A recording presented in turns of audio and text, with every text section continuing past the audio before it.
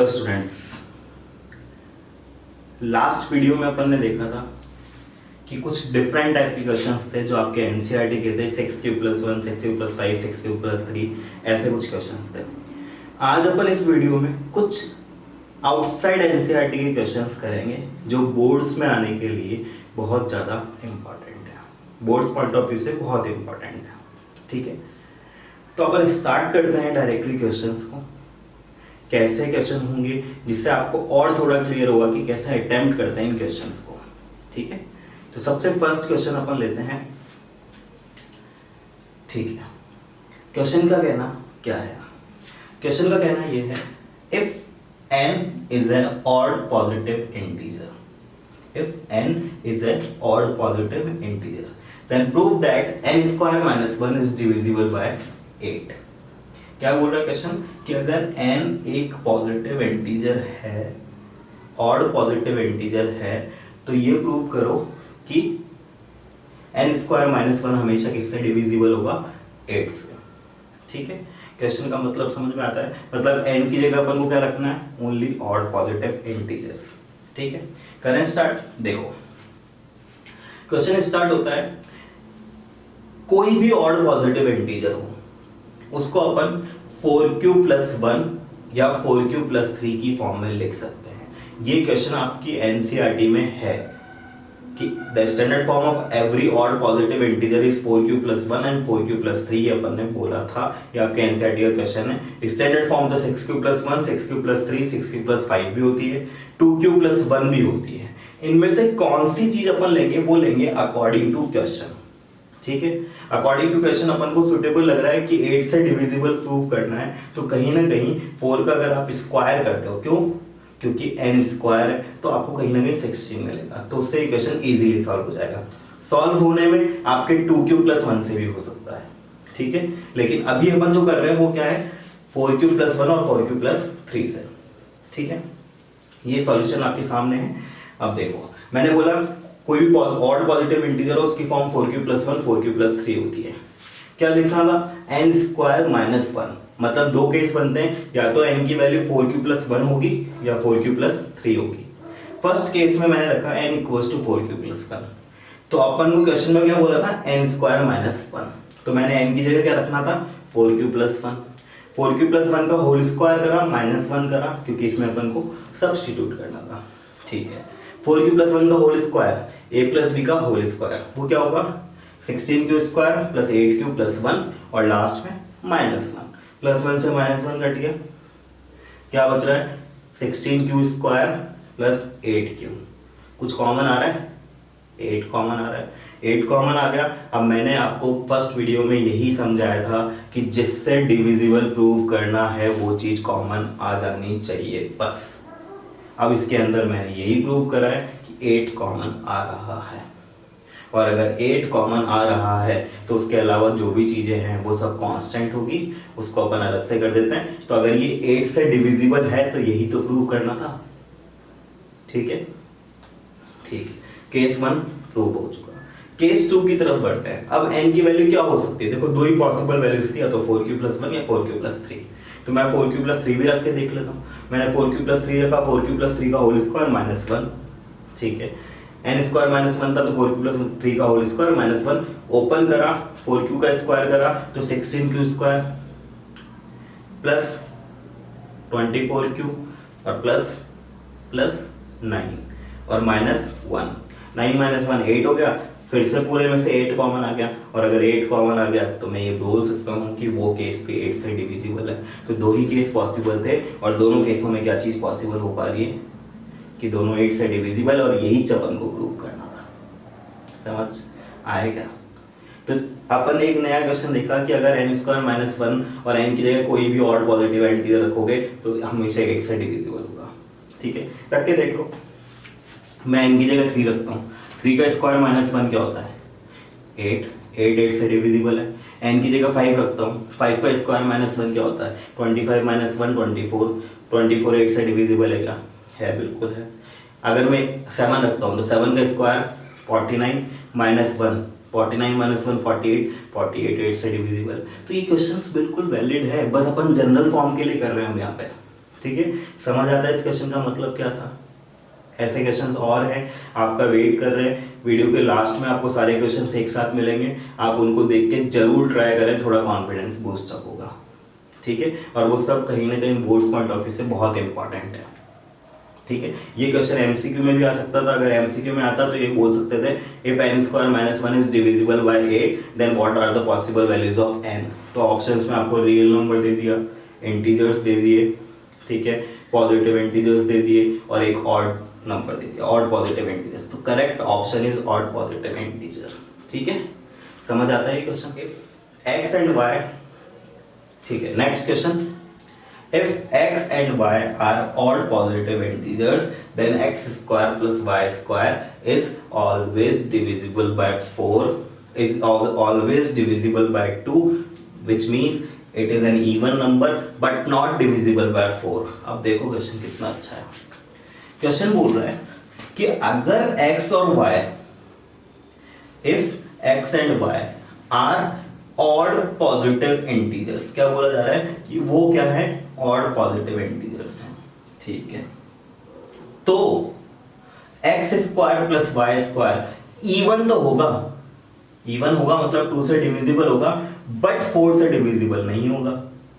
ठीक है, क्वेश्चन का मतलब समझ में आ रहा है, मतलब 2 से डिविजिबल शो करना है लेकिन 4 से डिविजिबल शो नहीं करना, मतलब पूरे में से 2 कॉमन आना चाहिए, लास्ट में 4 नहीं आना चाहिए। तो अप्रोच तो अपन को पहले से पता है कि पूरे में से 2 कॉमन निकाल के बता दो, 4 को रहने दो। ठीक है, मतलब रहने क्या दो, आएगा ही नहीं, आप कोशिश करोगे जब भी नहीं आएगा। ठीक है, समझ में आता है। इवन प्रूव करने के लिए 2 से डिविजिबल प्रूव करते हैं और 4 से डिविजिबल नहीं है, मतलब 4 कॉमन नहीं है। Correct, start. ठीक है, एक्स और वाई क्या बोले जा रहे हैं, odd positive integer. Standard form क्या होती है ऑड पॉजिटिव इंटीजर की, 2q + 1। अब एक्स और वाई दो हैं, 2 ऑड पॉजिटिव इंटीजर्स है, तो दोनों को अपन कुछ अलग रिप्रेजेंट कर देते हैं। एक को कर देते हैं 2a + 1 और एक को कर देते हैं 2b + 1। ठीक है, x 2a + 1 y 2b + 1। ये दो अपन ने अज्यूम कर लिया, q की जगह a और b मान लिया कि a और b की जगह कोई भी पॉजिटिव इंटीजर आ सकता है। ठीक है, अब देखो क्वेश्चन क्या था, x square plus y square. मैंने x की जगह 2a + 1 रखा, y की जगह 2b + 1 रखा, होल स्क्वायर करके ऐड करना था। 2a + 1 का whole square 4a square plus 4a + 1 और 2b + 1 का whole square 4b square plus 4b + 1। पूरे को सिंप्लीफाई करा, लास्ट में आपके पास आ रहा है 4a square plus b square plus a + b और +2। अब पूरे में से जो भी एक्सप्रेशन आपको दिख रहा है, उस पूरे एक्सप्रेशन में से क्या कॉमन आ रहा है, 2 कॉमन आ रहा है, 4 नहीं आ रहा। अगर 2 कॉमन आ रहा है मतलब ये इवन तो है, क्योंकि अगर 2 कॉमन आ रहा है मतलब 2 से डिविजिबल तो है, और अगर 2 से डिविजिबल है मतलब इवन तो है। क्या 4 कॉमन आ रहा है, नहीं आ रहा, और 4 कॉमन नहीं आ रहा मतलब ये 4 से डिविजिबल नहीं है। ठीक है, समझ में आ रही है बात है, क्वेश्चन समझ में आ रहा है, बहुत इजी क्वेश्चन है, बस कंसेप्ट समझ में आना चाहिए। ठीक है, अब कई स्टूडेंट सोचते हैं सर अब 4q + 1 4q + 3 क्यों नहीं लिया। अब अगर आप 4q + 1 4q + 3 लेते हो तो नंबर ऑफ केसेस बढ़ते हैं, नंबर ऑफ केसेस बढ़ेंगे तो क्वेश्चन फालतू लेंदी होगा, इसलिए अपन ने इसको यहीं पे फुल स्टॉप कर दिया। ठीक है, समझ में आता है क्वेश्चन। तो बहुत इजी क्वेश्चन था, एक्स और वाई अपन को बोला जा रहा था ऑड पॉजिटिव इंटीजर, अपन ने ऑड पॉजिटिव इंटीजर की स्टैंडर्ड फॉर्म रखी, सिंप्लीफाई करा, पूरे में से 2 कॉमन आया मतलब ये इवन तो है, 4 कॉमन नहीं आ रहा मतलब ये 4 से डिविजिबल नहीं है। ठीक है, समझ आ रही है बात है। एक बार रख के देख लो ना, एक एग्जांपल ले लो, x की जगह मान लो मैं एक बार के लिए रख देता हूँ 3 का स्क्वायर क्या होता है 9, y की जगह रख देते हैं 5 का स्क्वायर क्या होता है 25 + 9 क्या होता है 34।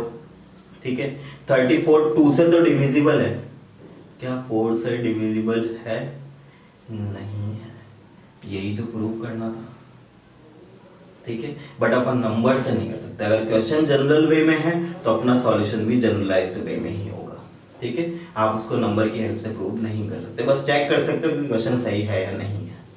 ठीक है, समझ में आता है क्वेश्चन। ठीक है, इन सब के ऊपर बेस आपको क्वेश्चंस मिलने वाले हैं, लास्ट वीडियो के लास्ट में पूरे क्वेश्चंस आपके पास आपका वेट कर रहे हैं। ठीक है, नेक्स्ट क्वेश्चन थोड़ा सा अच्छा है, करते हैं।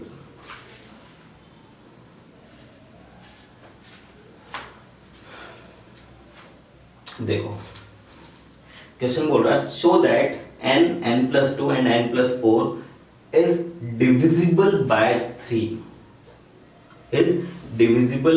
3, और अब पूरा सॉल्यूशन जो बोर्ड पॉइंट ऑफ व्यू से है वो मैंने यहाँ पे करके दिखाया आपको कि बोर्ड्स में अगर ये 3 मार्क्स का क्वेश्चन आता है तो आपको कैसे अटेम्प्ट करना है, ठीक है।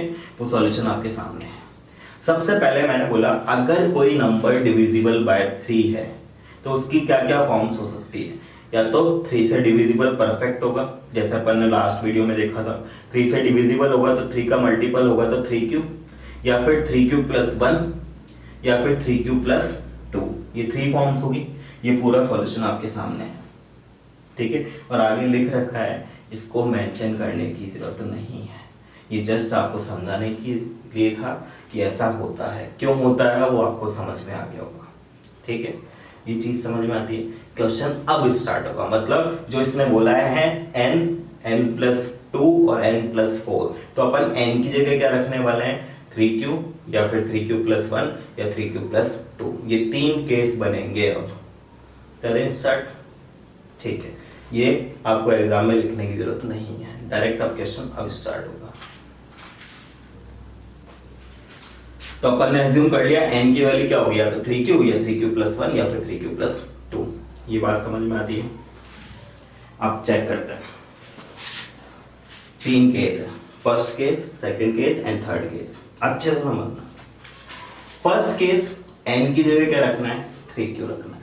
सेकंड केस n की जगह क्या रखना है 3q+1, और थर्ड केस n की जगह क्या रखना है 3q+2। ये 3 केसेस है। अब n के भी 3 केस है, एक तो n है और एक n+2 है और एक n+4 है, ठीक है। समझ आ रही है बात है।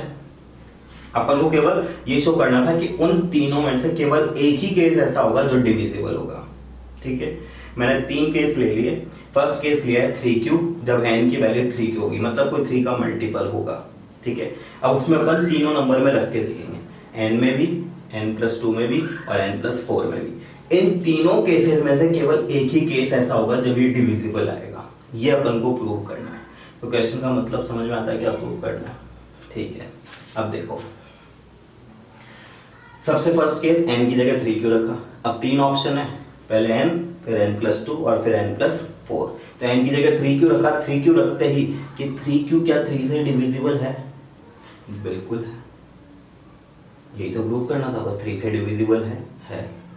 जब आप आप 3q+1 रखते हो n की जगह तो ये डिविजिबल नहीं है, और जब n = 3q+2 रखते हो तब भी ये डिविजिबल नहीं है। तो मैंने फर्स्ट केस में देखा कि केवल ये फर्स्ट वाला केस बोले तो n = 3q ही डिविजिबल होगा, वो बाकी दोनों डिविजिबल नहीं है। और यही मेरे को प्रूव करना है कि n, n+2 और n+4 में से केवल और केवल क्या डिविजिबल है, केवल और केवल क्या डिविजिबल है, एक ही केस डिविजिबल है। तो इन तीनों में से कौन सा हुआ, ये वाला, ठीक है। n की वैल्यू 3q वाला केस, ठीक है।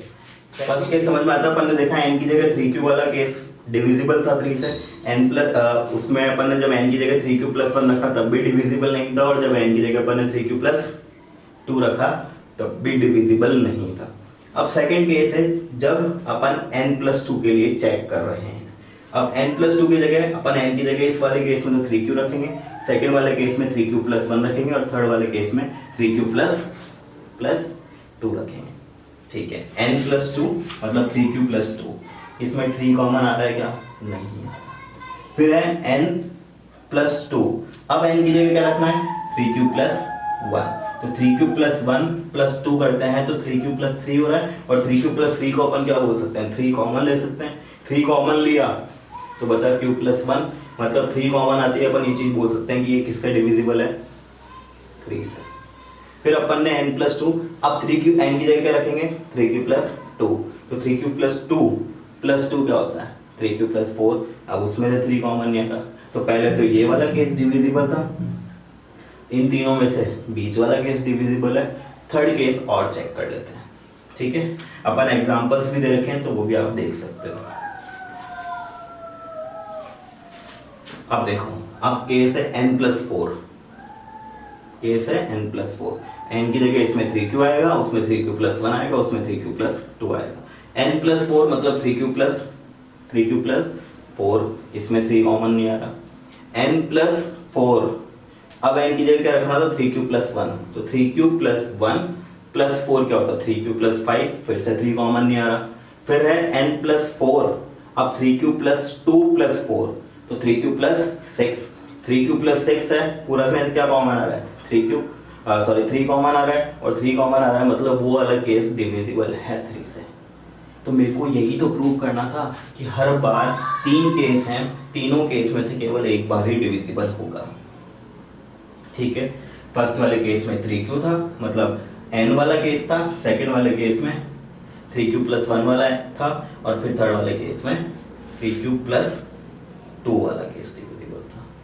ठीक है, समझ में आती बातें, ये क्वेश्चन समझ में आता है। 1 मार्क्स इसके हैं, 1 मार्क्स उसके हैं, 1 मार्क्स उसके हैं, ऐसे करके आपके 3 मार्क्स बनेंगे अगर ये 3 मार्क्स का क्वेश्चन आएगा तो।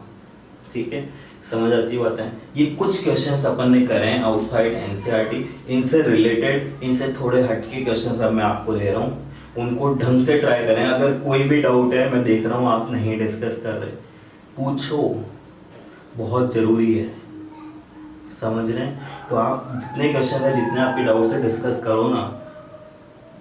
ठीक है, समझ आपके लिए कुछ क्वेश्चंस हैं जिनको आप ट्राई करें, बहुत अच्छा लगेगा आपको भी, मेरे को भी।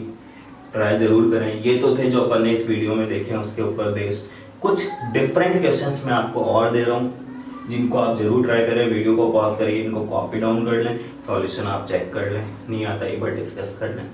ठीक है, नेक्स्ट और क्वेश्चंस, ये कुछ और क्वेश्चंस हैं आपके लिए जो आप प्रैक्टिस कर सकते हैं, बहुत हेल्प करेंगे आपके बोर्ड्स के अंदर। ठीक है, आपके होम एग्जामिनेशन जितने होंगे उनमें से आपको यही क्वेश्चंस देखने को मिलेंगे, क्योंकि हर टीचर चाहता है उसका रिजल्ट अच्छा हो, तो वो इनमें से ही कोई क्वेश्चंस देता है, जस्ट टू मोटिवेट यू, कि आप ऐसे ना समझें कि आपको नहीं आता। ठीक है, समझ आती है बातें।